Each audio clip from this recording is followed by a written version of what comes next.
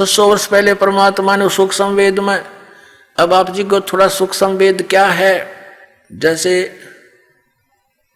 शंकराचार्य जी ने एक मठ आमनाय महानुशासनम नामक एक पुस्तक की रचना की थी, जिसमें इन मठों के ऊपर बैठने वाले मठाधीशों के लिए गाइडलाइन दे रखे हैं कि वो ऐसा आचरण करें। उसमें ये लिखा है कि एक सूक्ष्म वेद है।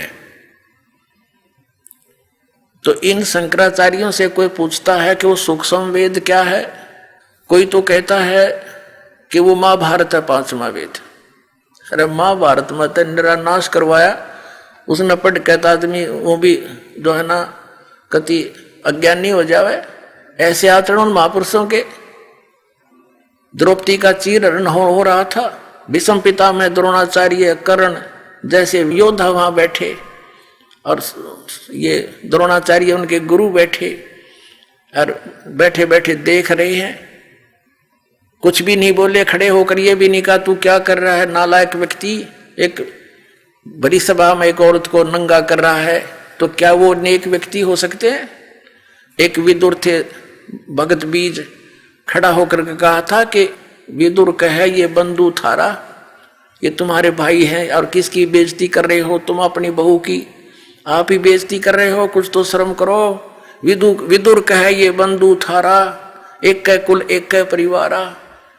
विदुर के मुख पर लगा थपेड़ा, तू तो है पांडवों का चेहरा।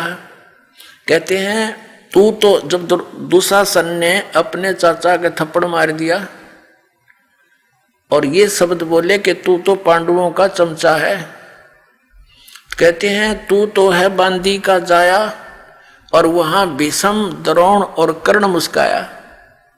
ये महाभारत 5वां वेद हो सकता है? कहते हैं जब उस दुशासन ने अपने चाचा को कहा कि तू तो बांदी से उत्पन्न हुआ इसलिए हीन भावना रखता, तू क्षत्रिय नहीं है, तू तो बांदी का जाया, तू तो है बांदी का जाया, इसलिए तू यही बात कहेगा। और वो कह रहा कितनी न्याय की बात कि तुम किसकी बेइज्जती कर रहे हो? अपने ही परिवार की बहू को अपनी बेइज्जती कर रहे हो, कल को लोग क्या कहेंगे? अपनी बेइज्जती आप ही की तुमने। अब वो कितनी महान बात कही थी, उसको कहा तू तो है बांदी का जाया और तू तो पांडवों का चमचा है, इन्हीं का चेला, इन्हीं की ओर बोलता है। वहां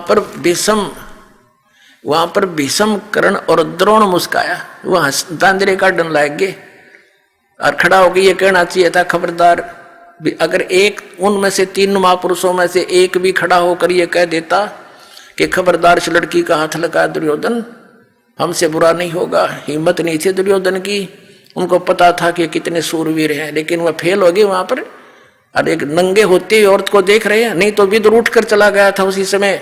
एक असली पंचायती का ये होता है कर्म धर्म कि सच्ची बात कहे, नहीं मानो तो सभा छोड़कर चला जाना चाहिए।